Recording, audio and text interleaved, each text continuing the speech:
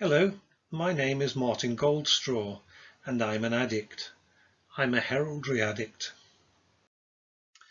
The original intention of this lecture was to have been a study of the arms used by the descendants of Lidulph de Twemlow, illustrating their use of squirrels and chevrons. However, it soon became apparent that our journey could not ignore the wider descent of Lidulph's own family. Our study therefore is a meandering one and begins with Wulfric, Lord of Croxton and Lache. The illustrations, where they are in colour, are my own. Seaton, in his book The Law and Practice of Heraldry in Scotland, in discussing origins of the assumption of surnames, is aware of the example I am illustrating today. He states that during the Middle Ages it was common practice for younger sons, instead of retaining their patronymic, to adopt the names of their estates or places of residence. Thus, a member of the English family of Botteville, from whom the Marquis of Bath is descended, adopted the name of John of the Inn, or Thin, from the circumstances of his having resided at one of the Inns of Court. Camden, in his Remains, illustrates the extent of this custom by an instance of a Cheshire family in which no fewer than 9 changes of surname took place in only 3 generations of male descendants, soon after the Conquest. By following a small selection of the descendants of just one man, we will see that armorial bearings were not just personal in those early times, but were also territorial, or perhaps I should say feudal. We will also see that there are clear familial links in their design and use. In this meandering journey, I also hope to show that there is a clear relationship between the arms known to be those of Kinsey and those used by Goostrey. Here we see examples of the arms showing a chevron between 3 squirrels segent. Note the source of each image. Note also the arms of Twemlow, seemingly contravening the so-called tincture rule. Here is the pedigree of Goostrey and allied families as published by Erica in his History of the Ancient Parish of Sandbach. It will be the backbone of this talk, and we will return to it often. Of the Gostre or Goostrey family, the earliest member was Michael de Gostre, the 3rd son of Lidulph de Twemlow, the owner of the moiety of the manor of Goostrey, one half of which he gave to the said Michael, who consequently described himself as de Gostre. Michael de Gostre, who was a benefactor of the Abbey of St Werburgh of Chester, had, as shown in the accompanying pedigree, a son, Thomas de Gostre, who had 3 sons. Thomas is son and heir, William and Roger. Of these, the eldest had 4 daughters and co-heirs, and was succeeded by his brother William, who had 3 sons, Thomas, William and John. Thomas de Gostre had an only daughter, Agnes, who married William de Vernon, whilst William de Gostre had 2 daughters and co-heirs, Alice and Agnes, the former of whom married Thomas de Eton, and the latter married Robert Kinsey. Let us return to the origins of our pedigree, Lidulph de Twemlow. This last Lidulph, Sheriff of Cheshire in the reigns of Richard I, 1189–99, and John, 1199–1216, surviving at the time of Henry III, 1216–1272, Lord of Twemlow, Croxton, Goostrey, Cranach and half of Winnington, had a second brother, Randall, to whom he gave the 4th of Cranach, and from whom the families of Cranach, Hermitage, Twemlow and Lebrun descended. Here we can see the brothers Lidulph and Randall, or Ranulphus, both of whom are sons of Wulfric de Croxton, alias de Lache, Lord of Croxton, etc., at the time of Henry II. The armorial bearings, as recorded in Burke's General Armoury for Cranach, or Cranach, the heiress married Needham. Arms argent on a chevron gules between 3 torteaux, as many mullets of the field. Crest out of a ducal coronet or a demi-stalk with wings expanded proper. Cranach, the first of the families descended from Lidulph's brother Randall, similar to the Goostrey arms, perhaps only by the inclusion of a chevron. Here is the heading of the pedigree of Cranich, Elcock and Massey of Whitepool, which, although illustrating the arms of Elcock and Massey, also mention, in blazon only, the arms of Thomas Cranich of Whitepool, argent 3 bucks head sable, over all a bend azure. Note that the bend is over all and so partially obscures 2 of the bucks heads. Here is the entry for Twemlow of Hatherton as recorded in Burke's authorised arms. This family springs from Lidulph Twemlow of Twemlow, who was Sheriff of Cheshire in the reigns of Richard I, John and Henry III. The armorial bearings of Twemlow as recorded in Burke's General Armoury as the ancient arms, argent, a chevron or between 3 squirrels, segent gules. Though not perhaps the arms of Lidulph de Twemlow, which according to a Winnington pedigree have a red chevron. The armorial bearings of Twemlow, as recorded in Burke's General Armoury, modern arms azure 2 bars engrailed or, charged with 3 boars' heads, 2 and 1, erect, cooped sable. Crest, on the stump of a tree erect, a parrot, all proper. And here we see a comparison of Twemlow ancient and a modern. The modern arms illustrated with the crest, on the stump of a tree erect, a parrot, all proper. An extract from a selection of arms authorised by the Laws of England by Sir Bernard Burke, 1860. The old and the new marshalled together. George Twemlow of Arklid, born 1703, married in 1727 one Mary, daughter of Francis Parrot. If this is the origin of the crest, how very romantic. The Twemlows of Hatherton used their arms prolifically. Here are 2 Victorian oil paintings, Twemlow of Hatherton, sold by Bonham's auction house on the 28th of April 2010, from the Sampson and Horn collection for £660, including premium. Victorian oil on panel of the arms of the Twemlow family, within a carved oak frame, the reverse with the carved inscription Arms of the Twemlows of Hatherton, Cheshire, 1686, together with an earlier oil on metal armorial for the same family, 30.5 centimetres high, 22 centimetres wide, 2 items in the lot. Sampson and Horn Antiques were a major dealership on the London antique scene, and it closed with the announcement of the auction of the entire trading stock at Bonham's on April the 28th, 2010. Quite apart from the numerous references in Ormerod where the chevron is gold, the arms, as depicted with both quarters, are illustrated and described in an outstanding selection of over 300 coats of arms authorised by the Laws of Heraldry by Sir Bernard Burke, where the chevron is again featured as gold. This John Twemlow, who's quite different to the following John Twemlow, who is a surgeon, served as High Constable for the Nantwich 100 and was a cavalry officer at the time of Napoleon's threatened invasion of Britain.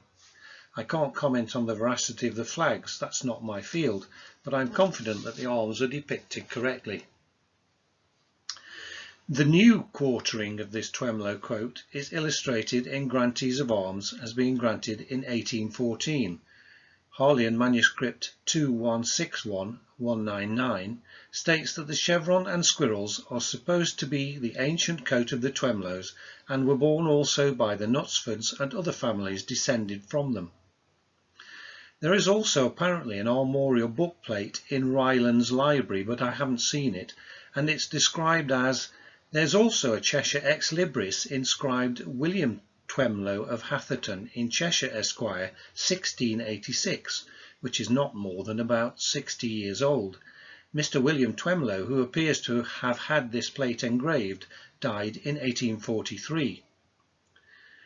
This Victorian painting also has on the reverse Arms of the Twemlows of Hatherton, Cheshire 1686. However, it is clearly Victorian. It's not unlikely that the Twemlows were pleased to weave about them a story of longevity which may not have existed.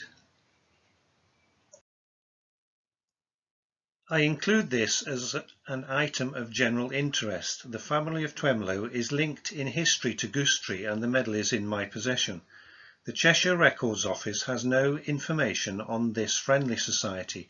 If anyone can throw any light on this, I would be most grateful.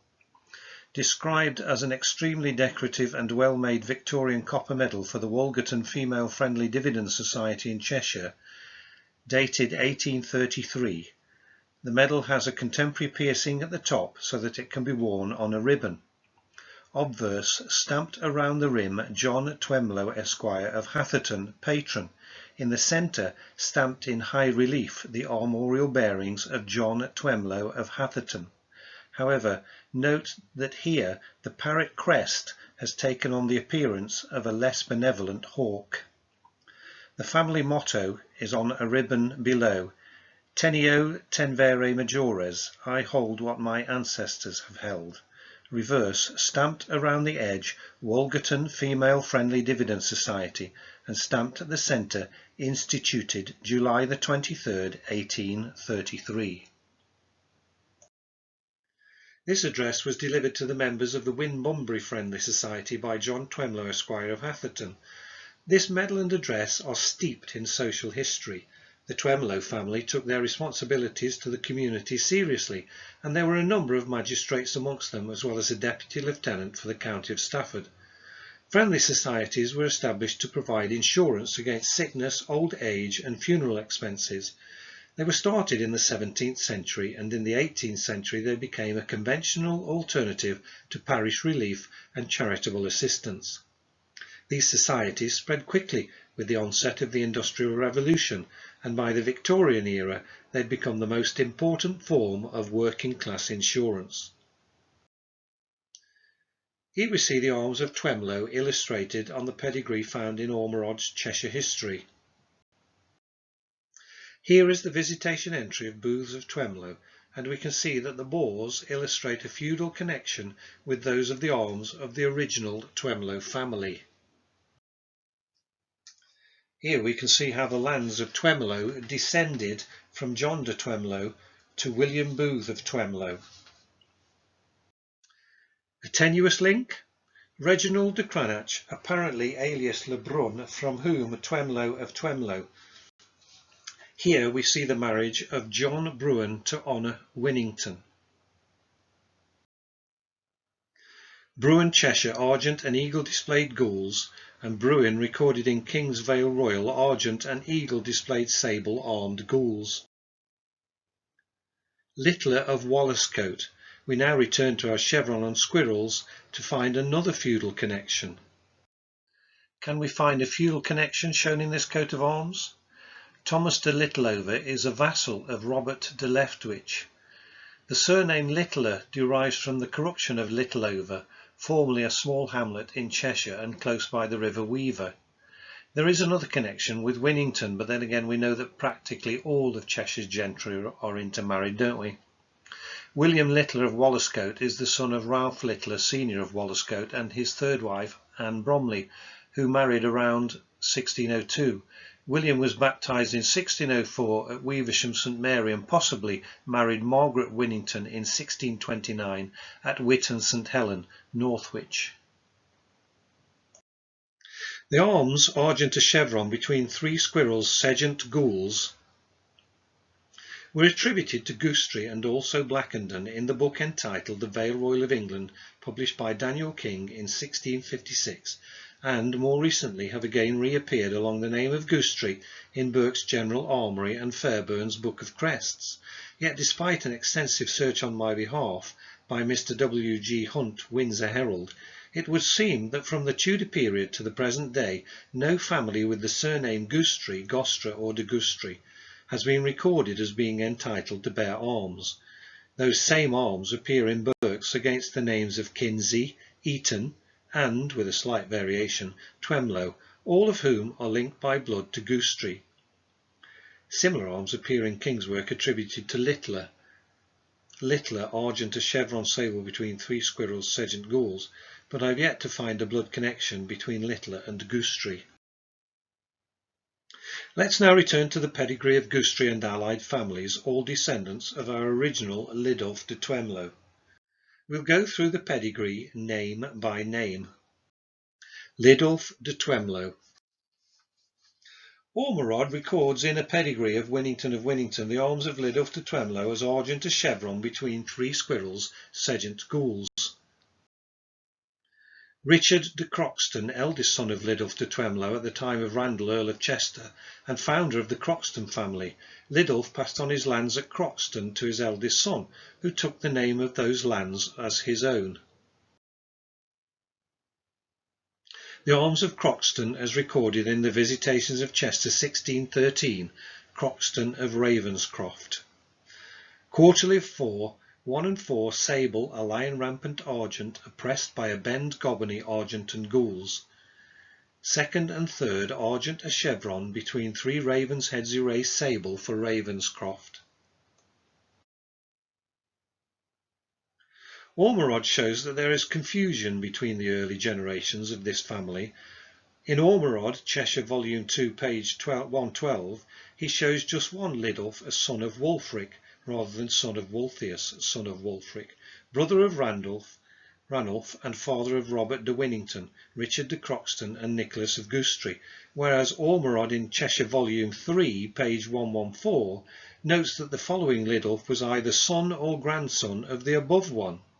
If this is the case, then there's an intermediate generation, which makes sense because the dates make this more likely than not.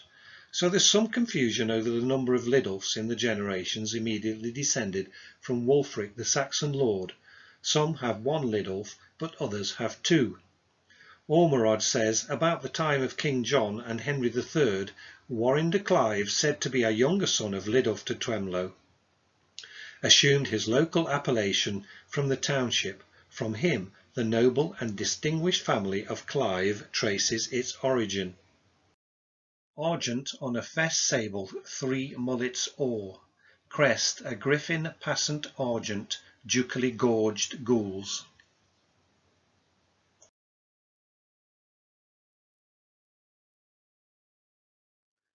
These are the arms of Robert Clive, 1st Baron Clive of Plassey, KB, found on a plaque in Church Stretton, Shropshire.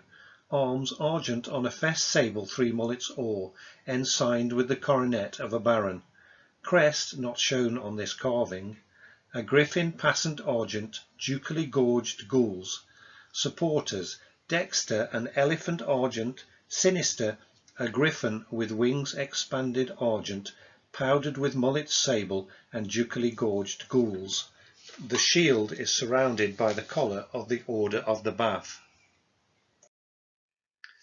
The arms of Cliff or Clive of Hurley from the Visitations of Chester 1580. Cliff or Clive of Hurley. Arms, quarterly of 6 coats, 1 and 6 argent on a fess between 3 wolves' heads erased sable as many mullets or. 2. Ermine on a bend cottiste gules, 3 crescents or, for Huxley. 3. Sable, 3 garbs or, for Styche. 4. Gules, a lion rampant or between 3 crosses formifici argent. And 5. Quarterly argent and sable, 4 cocks counterchanged. Crest 1 on a mount vert, a griffin passant argent, ducally gorged gules, and crest 2, a wolf's head erased quarterly per pale indented argent and sable. The 5th quarter is mentioned in the pedigree of Stuch or Styche in the Visitations of Shropshire 1569 to 1584, where Alice, daughter and heir of Edmund Broughton of Broughton. Arms, quarterly argent and sable, 4 cocks counterchanged. The arms of William Stuch or Styche are recorded in that entry as sable, 3 garbs or. And the heading of this Stuch pedigree gives the arms of Willius Longslow de Longslow or Longslow in County Salop. Arms, gules, a lion rampant or, crowned argent between 3 crosses formifici of the last. It would appear, therefore, that quarters 3, 4 and 5 are all brought into the Cliff family by Styche. We have strayed slightly from our pedigree, but let us now deal with Lidulph's second son, Robert de Winnington, to whom his father gave half of Winnington. The arms of Winnington are argent and in a scutcheon sable voided of the field within an awl of 8 martlets sable, crest on a wreath as still argent. Some further confusion creeps in here, where the descendants of Lidulph are given as Robert, Richard and Nicholas instead of Robert, Richard and Michael, but we plough on. Here we see that the arms of Robert, son of William de Winnington, appear to have arms argent a bend between 6 lozenges sable, but the lands of Winnington passed to his son-in-law Robert via his heiress daughter Marjorie, who assumed the name and present arms of Winnington, viz. Argent and escutcheon sable voided of the field within an awl of 8 martlets sable, and for crest on a wreath a still argent. We can also see from this pedigree that the arms of Lidulph de Twemlow are those of the squirrel coat. I have illustrated here a hypothetical quartered coat for descendants of Robert de Winnington and his wife Marjorie. Robert de Winnington, a descendant of our Lidulph who assumed arms anew, had married the heiress to William de Winnington and took the surname of Winnington but didn't take the original arms. Having assumed a new coat of his own, he could, under modern conventions, have placed the arms of his father-in-law in pretence, and his own descendants could have quartered the 2 coats. The arms of Winnington.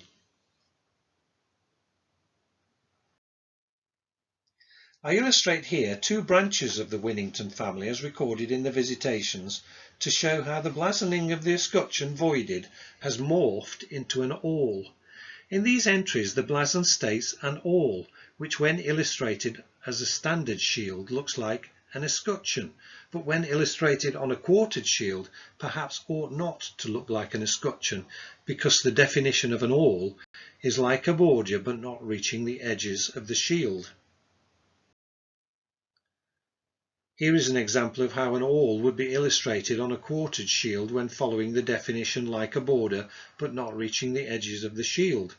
All of which is an example of how, when blasoning a shield from the emblazonment, it's important not to make assumptions. The Winnington shield should be an escutcheon voided, not an awl.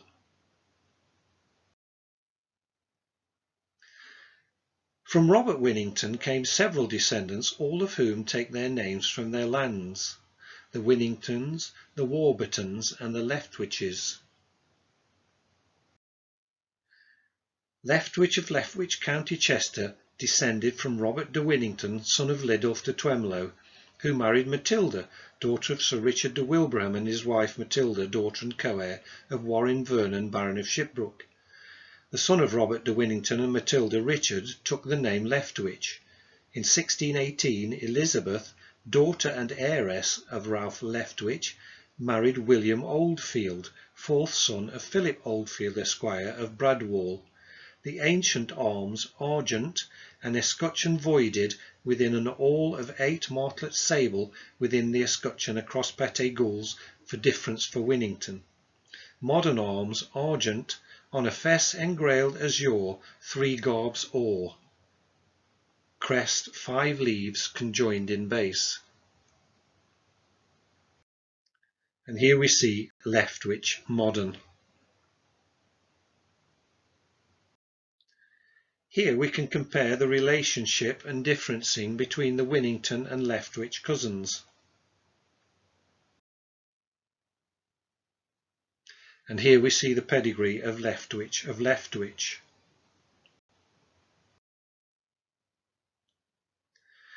Robert Winnington, of whom the Warburtons are descended. Robert Winnington, from whom the Warburtons are descended. This is actually a descent via the female line, and here perhaps I ought to say that anyone studying the families of Cheshire at this period will very quickly come to the conclusion that these noble families are so interlinked that they are almost all related to one another. The ancient arms of Warburton are argent, a chevron sable between 3 cormorants of the second. The Warburtons claim descent from the Duttons, and in the left-hand image illustrated here, an extract from Ormerod, we see that the second quarter is Dutton, the fret or. The third quarter is Warburton ancient, argent 2 chevronels gules on a canton of the second, a mullet or. Ormerod tells us that the name Warburton, though in itself ancient, as taking beginning from the town whereof he is still lord, and that from St. Werburg, as Mr. Camden deriveth it, yet originally came to this house from the house of Dutton, who also vouched that their name is Huddard. Of the township of Warburton he says, "Certain it is that it gave the occasion of the surname of Warburton to the lords and owners thereof, for the posterity of that Adam de Dutton coming to reside at Warburton under Edward II, Peter de Dutton was then styled Peter de Warburton from the place of his residence, as was the manner and custom of those ages, which surname of Warburton his heirs have ever since wholly retained to this day." Here is another extract from Ormerod where we can see the descent of Dutton.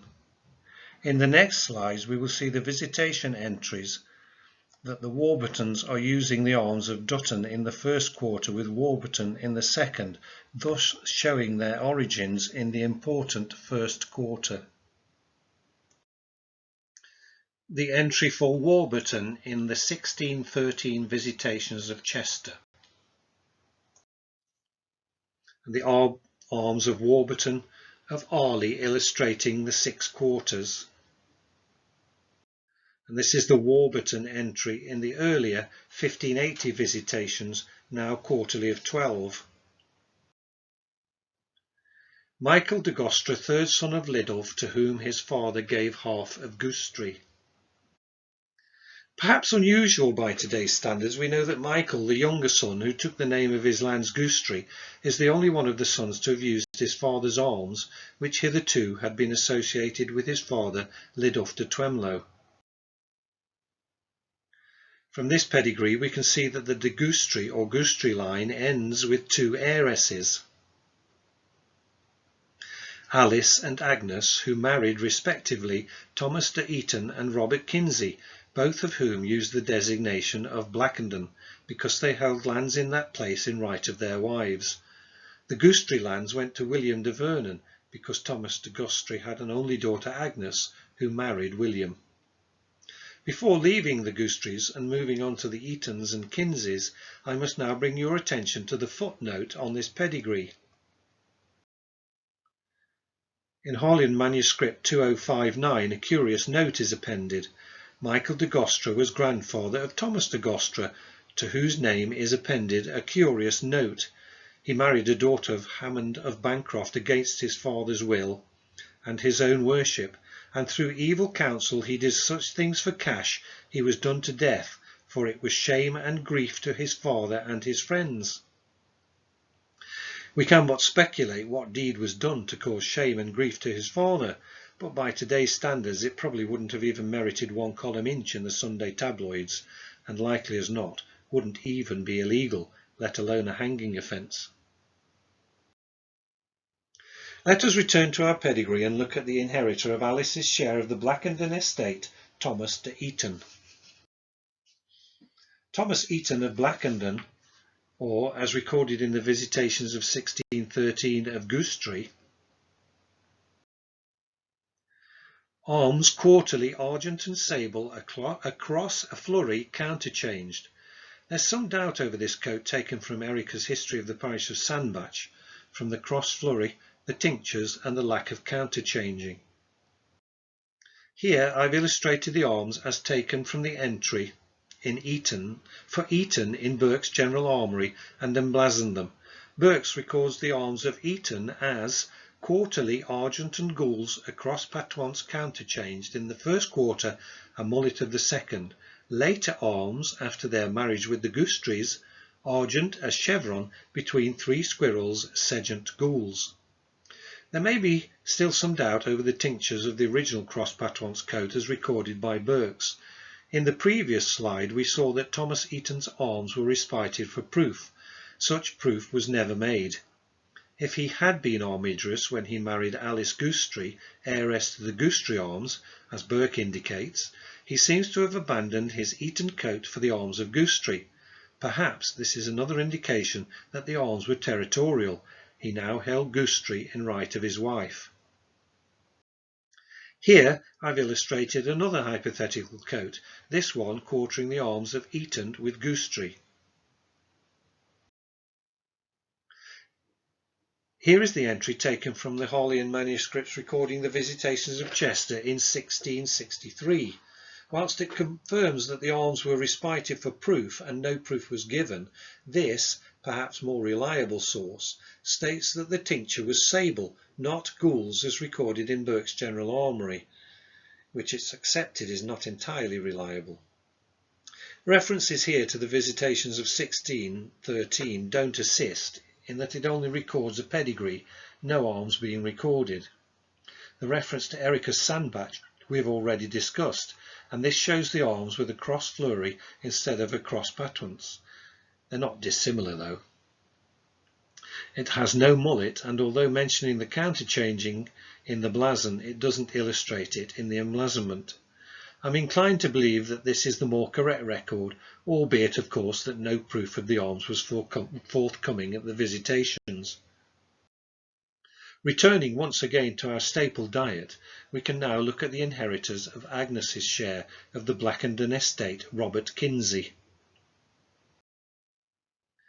Harleian manuscript 2151 tells us that when this little chapel, Gooseberry, was visited in 1569, there were in several places in the church coats of arms, amongst which was that of Kinsey, argent a chevron between 3 squirrels' gules, on the chevron a mullet of the first for difference.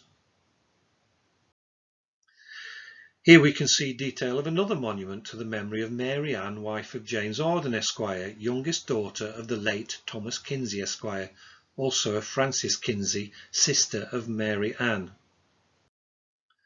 Ormerod describes 2 old wooden tablets suspended in the vestry of Sandbach Church in 1819. The first, which is sadly now lost, is recorded along with a sketch in Harleian manuscript 2151, described thus: the arms of Baskerville, argent as chevron gules between 3 hurts, quartering Kinsey, argent as chevron gules between 3 squirrels sedgent of the second, and impaling Hope, argent as chevron engrailed sable between 3 stalks sable, legged gules, and the crest of Baskerville, a forester vested vert edged or, holding over his shoulder a crossbow of the last, and with the other hand in a leash a hound passant argent, and Hope, the latter, a stalk as in the arms. Shown here is the pedigree of Baskerville with the details of the marriage of Thomas Baskerville of Old Withington gent to Marjorie, daughter and co-heiress of Thomas Kinsey of Blackton gent. There was formerly an escutcheon at Gooseberry Church bearing the arms of Kinsey, impaling azure 3 fleurs-de-lis of argent for birch, and underneath Anne, wife of John Kinsey of Blackden, died the 18th of February 1665-6. He died on the 20th of May 1674 and was buried at Gooseberry. In his contemporary armorial of 1656, Daniel King records the arms of Blackenden. Argent a chevron between 3 squirrels sedgent gules. These arms are also attributed to Gooseberry. The de Gostre family, Gooseberry, held the lands of Blackenden, and these arms are now in the possession of Kinsey of Blackenden, who married the Gooseberry heiress. Papworth, in his Ordinary of Arms, records the arms of Kinsey as argent a chevron between 3 squirrels sedgent gules, cracking knots or, the knots stalked and leaved vert. Do we presume that Robert Kinsey was not armigerous until he married Agnes Gooseberry, the heiress to the Gooseberry arms? The visitations of 1663 record Kinsey of Blackton as having arms argent a chevron between 3 squirrels sedgent gules, on an escutcheon of pretence, argent on a chevron between 3 crosslets fitch azure, as many fleurs-de-lis of the field for Birtles. And here we see the arms of Kinsey of Blackenden with Birtles in pretence. Birchals of Birchals. A larger version of the quartered Birchals arms. And here we see the pedigree of Birtles. The reason I'm showing you this is because this is a photograph of a Chinese armorial porcelain mug, identified in David Sanctuary Howard's book Chinese Armorial Porcelain, as first quarter identified as Kinsey, second quarter attributed to Chardelot of Spratling, Norfolk, and the third quarter unknown, the fourth quarter attributed to Grosvenor. The first quarter is undoubtedly Kinsey. The second quarter, however, is not Chardelot of Spratling, Norfolk, but is an incorrect depiction of the arms of Birtles, the coat we saw as an escutcheon of pretence in the arms of Kinsey of Blackenden. And here I've illustrated a possible explanation. Let's remind ourselves of the Birtles pedigree, which takes us to the identity of the third quarter. This third quarter must therefore be an incorrect depiction of the unknown quartering pro Birtles. And this coat has been identified as Grosvenor but is really Eton. Bringing all the quarterings of the mug together, we can see that they are illustrated here on the Kinsey monument in St Luke's Church, Goustry, recording it in Erica's History of Sandbach as being on a white marble tablet in the north aisle. Above is a coat of arms, Kinsey quartering Davenport, Birtles and Eton, with the Kinsey crest, sacred to the memory of Thomas Kinsey, Esquire. Even this description by Erica is incorrect, and it incorrectly identifies the second quarter, because no Kinsey married a Davenport, and we have established the second and third quarters represent Birtles. A quick reminder of the Eton entry in the Visitations, but why do I say that the former Goustry arms now belong to Kinsey? Erica's History of Sandbach records that a Kinsey marriage to an Eton, resulting in the eventual acquisition of the Eton estates, resulting in an Eton quartering. Where, though, does Grosvenor come into it? Illustrated here is the Grosvenor of Caton arms from the Visitations, and we can see a quartering for Eton. Quarterly argent and sable across pattwants counterchanged Eton. Here is the coat of Richard Grosvenor of Eton, arms quarterly argent and sable across flurry counterchanged for Eton, impaling sable and eagle displayed argent beaked and legged gules for Ridware. So here we have the quarterings as depicted on the mug as they ought to have been painted. In describing the Kinsey monument, Erica mistakenly attributes the second quarter to Davenport, but as we've seen, it's the quarter representing Birtles, with the third quarter the unidentified pro-Birtles coat, and the fourth Eton.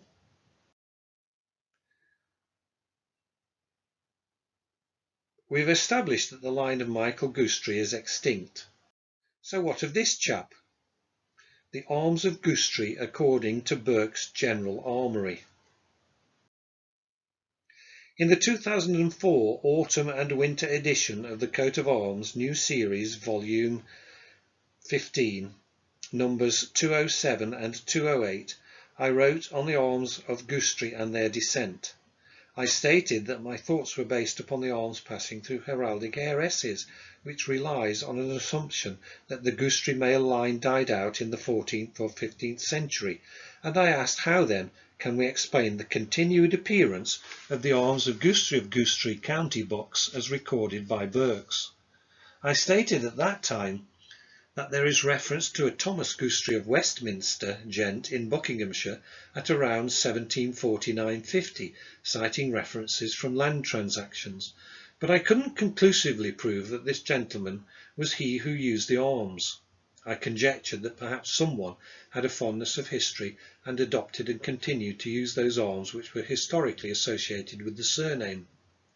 I've continued to look for proof in some form or other of who it might have been who used, quite without authority, the arms of Goustry in more recent times. I now think I've solved the puzzle. Whilst idly browsing through the volumes of Frank's Bequests, catalogue of British and American bookplates bequeathed to the trustees of the British Museum by Sir Augustus Wollaston Franks in 1903, my heart leapt when I found an entry for Charles Weston catalogued as number 31362 Weston, Charles. Arms Weston, quarterling Le Gros, impaling Goosetree. The Reverend Charles Weston, Rector of Kingham, County Oxford, married in 1784 Mary Peniston, daughter of Captain William Goosetree, R.N., died 1835. I've requested a copy of the bookplate from the British Museum, but so far they're playing hard to get, so in the meantime I've emblazoned the arms on said bookplate. The armorial bearings illustrated on the bookplate of the Reverend Charles Weston, Rector of Kingham, are Weston, quarterly, first and fourth sable, a chevron between two crescents in chief, and a trefoil slipped in base or for Weston, second and third, quarterly, argent and azure, on a bend sable, three martlets or for the Gros, and impaling our usual suspect, argent, a chevron between three squirrels, sedge and gules for Goosetree, and the crest is a demi-line rampant or, holding in the dexter paw a trefoil slipped vert. William Goosetree, R.N., was the brother of the earlier mentioned Thomas Goosetree, and they both have quite a story to tell. HMS Cambridge formed part of Sir George Pocock's fleet at the taking of Havana from the Spanish in 1762. During that action she, HMS Dragon and HMS Marlborough were ordered on the 1st of July to bombard and capture the Morro Fort.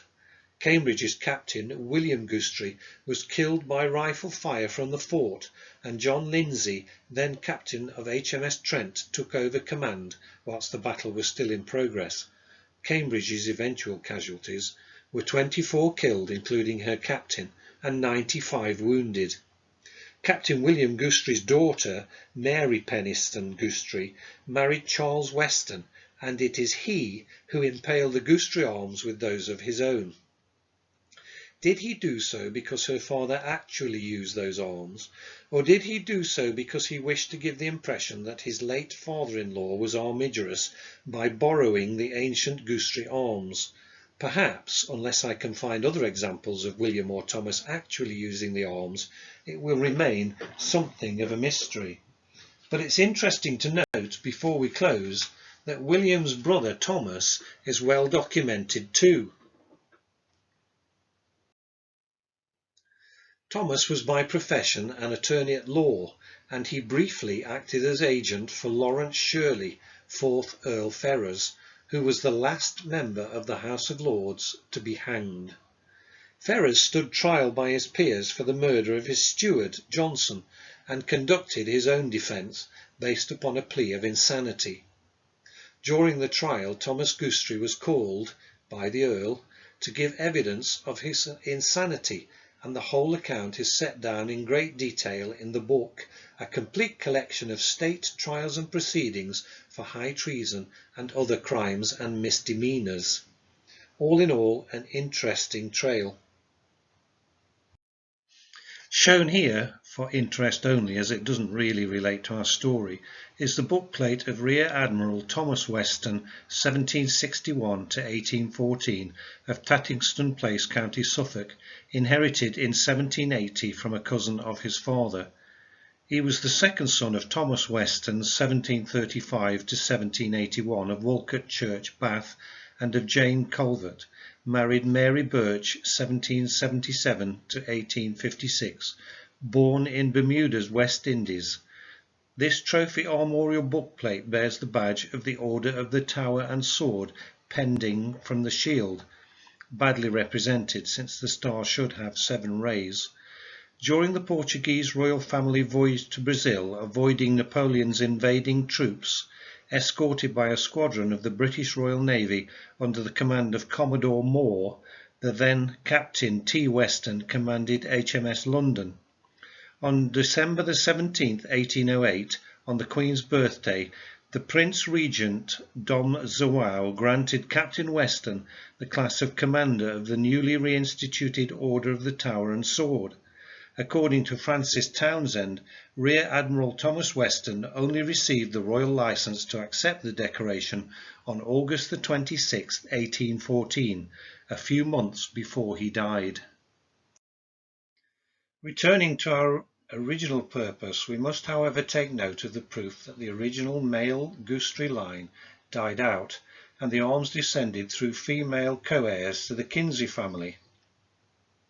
If this is so, and it must be, then the arms recorded in Berks must be the arms of Captain William Gooseberry, who assumed and used the arms without any authority in more recent times, perhaps because he had a fondness of history and adopted and continued to use those arms which were historically associated with the surname. I have found no proof that the male line of the descendants of Michael de Gostre, third son of Lidulph de Twemlow, continued, and the fact that all the lands originally associated with the name devolved through female co-heirs strongly indicates that the original armigerous Gooseberry of Gooseberry line died out long ago. We also know that extensive searches in the records and collections of the College of Arms have revealed no reference to the surname of Gooseberry or its variants. It would seem that from the Tudor period to the present day, no family with the surname Gooseberry, Gostre or de Gostre has been recorded as being entitled to bear arms. I've attempted to show that such an armigerous family did in fact exist before the records of the College of Arms, and that their estates and arms were of such importance that they passed from Gooseberry to Kinsey.